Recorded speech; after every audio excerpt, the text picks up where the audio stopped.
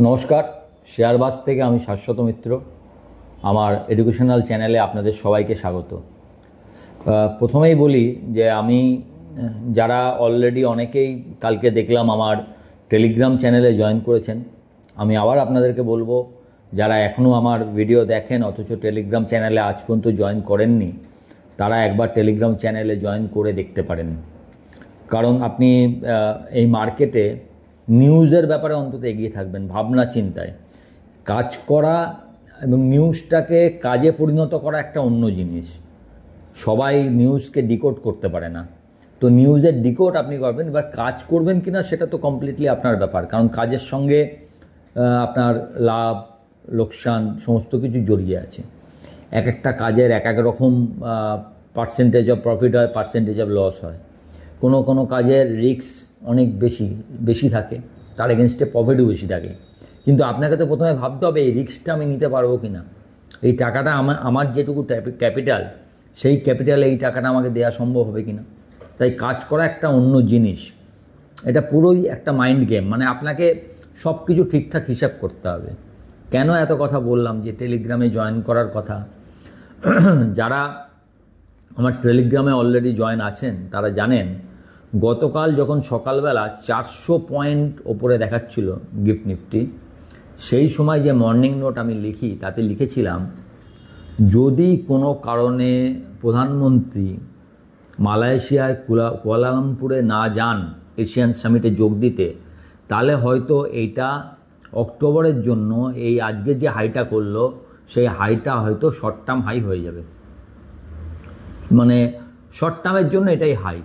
তা দেখুন 26,106 যে হাইটা আগের দিন আমাদের হলো মার্কেটে, সেইটা থেকে আজকে আমরা চলে এসেছি 25,795, মানে প্রায় 9 করে 320 পয়েন্ট একদিনের মাত্রা। কালকে আমরা ভাবছিলাম কালকেই আমরা নতুন হাইতে চলে যাব, মানে বেশিরভাগ চ্যানেল সেরমভাবেই বলছিল বা বেশিরভাগ ভাবনাটা সেরমভাবেই এসছিল।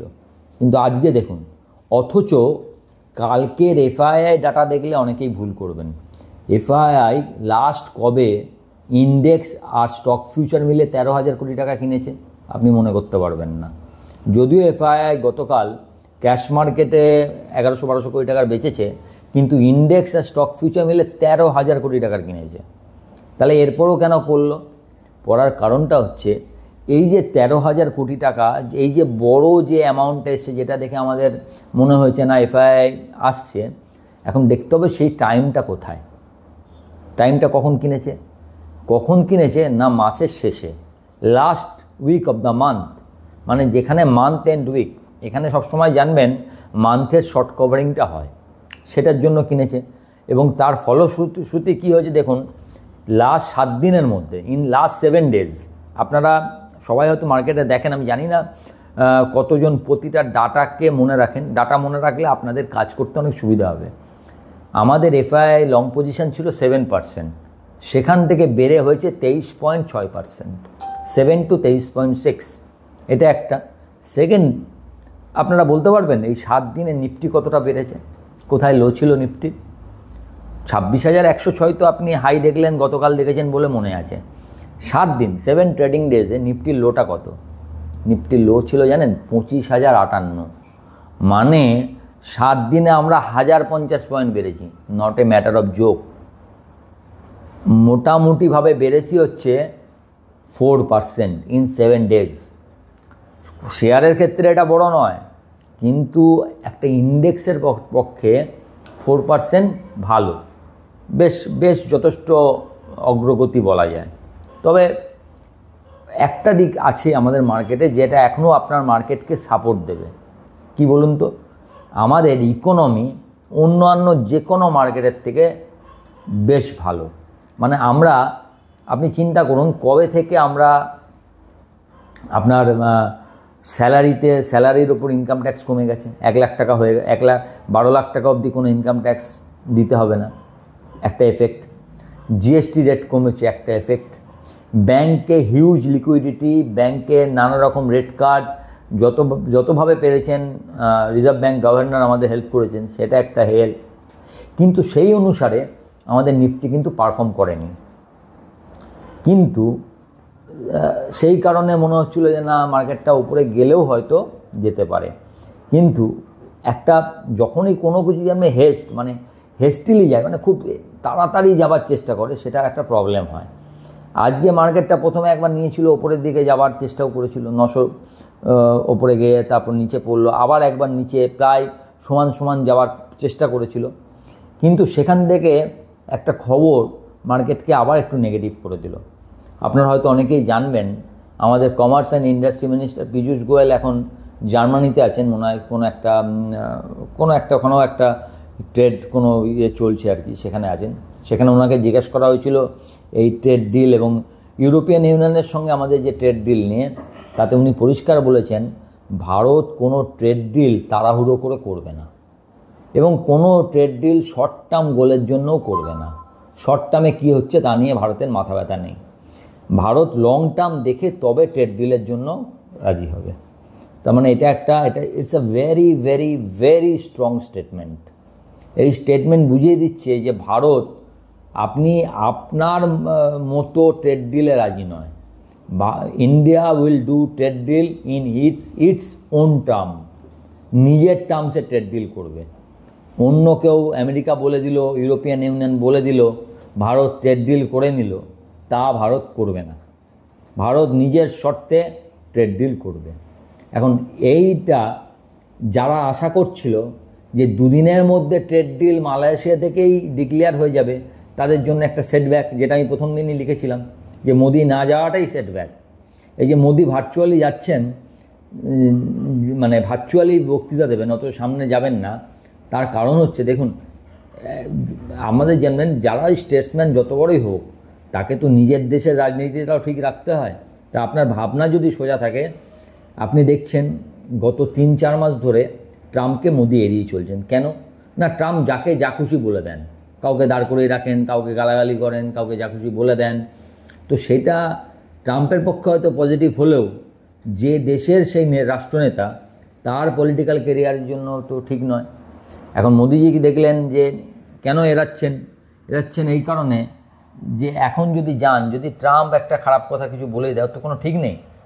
উনি তো একটা আন্তর্দেশীয় সম্পর্ক কীরমভাবে মেনটেন করতে হয় সেগুলো তো উনি ধারেন না।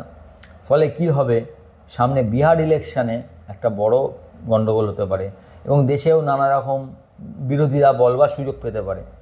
তো সেই কারণে যদি আমি জানতাম মোদি যদি যেতেন, তাহলে আমি বুঝতাম যে ট্রেড ডিলটা ফাইনালাইজড হয়ে গেছে। খালি দুজনে ঘোষণা করবেন এই ট্রেড ডিল, এই পার্সেন্টেজ, আমরা এই সুবিধা দিচ্ছি, এনারা এই সুবিধা দিচ্ছেন, একটা ইকুয়াল ডিল হয়েছে, তাই জন্য আমরা দুটো দেশই রাজি। কিন্তু যখন সেই জায়গাটা যতদিন না ঐক্যমত্যে পৌঁছাবে, আমার মনে হয় না ট্রাম্প এবং মোদিজির সরাসরি কোনো সাক্ষাৎ হবে বলে। হঠাৎ যদি কোনো ভালো কিছু প্রস্তাব আসে, শুনুন, এখানে দুটো জিনিস লক্ষ্য রাখবেন। এক, ট্রাম্পের পক্ষেও বেশি দিন দুটো বড় দেশের সঙ্গে একসঙ্গে ঝামেলা চালানো সম্ভব নয়। আপনি টাইম লাইনটা খালি খেয়াল করবেন, তাহলে দেখবেন মার্কেট কত ইজি। যতদিন ট্রাম্পের সঙ্গে দেখবেন প্রথম দিকে ট্রাম্প খালি ইন্ডিয়ার এগেনস্টে বলছিল, অথচ চায়নাকে কিছু বলছিল না, ততদিন ইন্ডিয়ার মার্কেট খারাপ ছিল, এরা ঠিকঠাক ছিল। হঠাৎ করে ট্রাম্প চায়নার ওপর রেগে গেল, যেই চায়নার ওপর রেগে গেল আমাদের মার্কেট ভালো হতে শুরু করলো। কেন বলুন তো? জানে একটা ট্রাম্পের মতো ইকোনমির পক্ষ, আমেরিকার মতো ইকোনমির পক্ষ, ভারত এবং চীন, এই দুটো বৃহৎ ইকোনমিকে একসঙ্গে শত্রু বানানো সম্ভব নয়। তাহলে চায়নাকে যদি গরম দিতে হয়, তখন ভারতের সঙ্গে নরম থাকতে হবে, ভারতকে গরম দিলে চায়নার সঙ্গে নরম থাকতে হবে। একসঙ্গে দুটো ইকোনমিকে হিট করে নিজের মাথা ব্যথা বাড়াবার মতো এইটুকু বুদ্ধি আশা করি যে কোনো গ্লোবাল লিডারের থাকবে। এখন ট্রাম্পের চায়নার সঙ্গে চলছে, অলরেডি বলেছেন যে শি জিনপিংয়ের সঙ্গে মিট হচ্ছে, হয়তো এশিয়ান কুয়ালালামপুরে মিট হবে এবং সেখানে নাই একটা ফ্যান্টাস্টিক ডিল হবে, নাই 155% ট্যারিফ হবে। এবার চায়নার সঙ্গে যদি ট্রাম্পের ঝামেলা মিটে যায়, সেক্ষেত্রে দেখবেন আবার ইন্ডিয়ার ওপরে হয়তো একটু চাপ প্রেশার বাড়তে পারে। এর মধ্যে আপনি জানেন যে আমেরিকা রাশিয়ার দুটো কোম্পানি, অয়েল কোম্পানিকে স্যাংশন দিয়েছে। ফলে রাশিয়া থেকে তেল কেনা এমনিতেই সমস্ত দেশকে কমাতে হবে। এবার কমাতে হবে মানে যে তেলটা কেনে সেটা বেশ বেশ ভালো পরিমাণ তেল। আমেরিকা চীনের খুব একটা প্রবলেম পড়বে না, কারণ চীনের সঙ্গে রাশিয়ার সাইবেরিয়ান দিয়ে একটা পাইপলাইন আছে, গ্রেট সাইবেরিয়ান পাইপলাইন যেটাকে বলে, একদম রাশিয়া থেকে ডাইরেক্ট পাইপলাইনে তেল আসে, ওটার ওপর এখনও কিছু নেই। তো ওখান দিয়ে চীন তেল কিনতে পারবে। কিন্তু ডাইরেক্ট জাহাজে করে যে তেলটা প্রতিদিন প্রায় যে তেলটা উত্তোলন হতো সেটা একটু কমবে। সেই তেলটা মোট তেলের যে প্রতিদিনের যে দরকার তার প্রায় 3 থেকে 4% ধরুন। ফলে ওই যে ঘাটতিটা হবে, যে ঘাটতি, সেই ঘাটতিটা মেকআপ করার জন্যই দেখবেন হঠাৎ করে ক্রুডের দাম দেখলেন 5% বেড়ে গেল। তবে আশা করা যায় যে কাউকে একটা প্রোডাকশান বাড়াতে হবে। এখন প্রোডাকশান বাড়াবার এই মুহূর্তে ক্ষমতা খুব কম দেশের আছে। আপনি যদি দেখেন ভেনেজুয়েলা, ইরান, এরা সব বহু পুরনো সিস্টেম ইউজ করে, ফলে এদের পক্ষে হঠাৎ করে প্রোডাকশান বাড়ানো সম্ভব নয়। ইরান অলরেডি কিছুটা স্যাংশনের মধ্যে আছে, তাহলে প্রোডাকশান বাড়ানোটা পুরোপুরি নির্ভর করছে কারোর ওপর, সৌদির ওপর। এই সব ব্যাপারগুলো ট্রাম্পকেও মাথায় রাখতে হবে, কারণ প্রোডাকশান যদি খুব কমে যায় সেক্ষেত্রে কী হবে, তেলের দাম শুট আপ করবে এবং সেটা আমেরিকার অর্থনীতিতেও ইনফ্লেশনটা বাড়িয়ে দেবে, যেটা আমেরিকার জন্য এমনিতেই দেখছেন আমেরিকায় কত বড় প্রোটেস্ট হচ্ছে, নো কিং প্রোটেস্ট। তারপরে যদি ইনফ্লেশন বাড়ে সেটা ট্রাম্পের পক্ষেও ভালো নয়। তাই একসঙ্গে রাশিয়াকে বেশি দিন স্যাংশন দেয়া, তেলের দামটা মানে স্যাংশন যেরমভাবে হোক দিক, ওকে অন্য দিকটা লক্ষ্য রাখতে হবে, তেলের দামটা যেন ঠিক থাকে। এই সব মিলিয়ে মার্কেটটা একটা দাঁড়িয়ে আছে। তবে এটুকু বলতে পারি, অ্যাজ ভারতের ইকোনমি যেহেতু এতটা স্টেবল অবস্থায় আছে, তাই এরপরে যখনই আমেরিকা কোনো না কোনো সময় আমেরিকা একটা কারেকশান হবেই। সেটা কেউ বলছেন জানুয়ারিতে হবে, কেউ বলছেন ডিসেম্বরে হবে, কোন সময় হবে আমি জ্যোতিষী নয়, আমি ওখানে যাব না, যখন হবে তখন দেখা যাবে। যে সময় হবে একটা কথা বলতে পারি, সেই সময় পার্সেন্টেজ ওয়াইজ আমার যতদূর মনে হয় ভারত যেহেতু বাড়েনি এবং ভারতের ইকোনমি যেহেতু স্টেবল, আমেরিকার তুলনায় ভারত অনেক কম পড়বে বলে এটা আমার মনে হয়। তো এখন দেখা যাক এই মুহূর্তে মার্কেটটা কি হতে পারে। মার্কেট একবার 24,500, 24,650, এই 25,500, 25,650 এই রেঞ্জ অবধি আসতে পারে। এখন এইটা ভাঙলে পরবর্তীকালে আবার দেখতে হবে কোথায় কি আসে, 25,300, 25,300 ওই রেঞ্জে আসে কিনা। তবে আপাতত এইটুকু, এবং যেটা হচ্ছে আপনার এক্সপায়ারির একটা চাপ থাকবে, সেই সব মিলিয়ে দেখা যাক মার্কেটটা কোন দিকে টার্ন অ্যারাউন্ড করে। স্টক নিয়ে হয়তো চিন্তার কিছু নেই। আজকে দেখেছেন আবার মেটাল স্টক হয়তো হাই করেছে, কিন্তু মেটাল স্টক হঠাৎ করে স্পার করছে, তার পেছনে হয়তো কিছু হয়তো মানে এক্সেসিভ দামে চলে যাচ্ছে তো মেটালগুলো, সেই জায়গায় এই জায়গায় নতুন করে কেনার থেকে একটু ওয়েট করা আমার ভালো বলে আমার মনে হয় মেটাল স্টকের ক্ষেত্রে। বরঞ্চ যে স্টকগুলো একটা সেক্টর, ফার্মা সেক্টরটার দিকে একটু লক্ষ্য রাখুন। আস্তে আস্তে এই ট্রেড ডিল সব ঠিকঠাক হলে ফার্মা, আইটি, টেক্সটাইল এগুলো খুব ভালো হতে পারে। ভালো থাকবেন, এবং অবশ্যই আমি বলে দেবো আজকেও প্রথম কমেন্টে আমার লিঙ্কটা দিয়ে দিতে,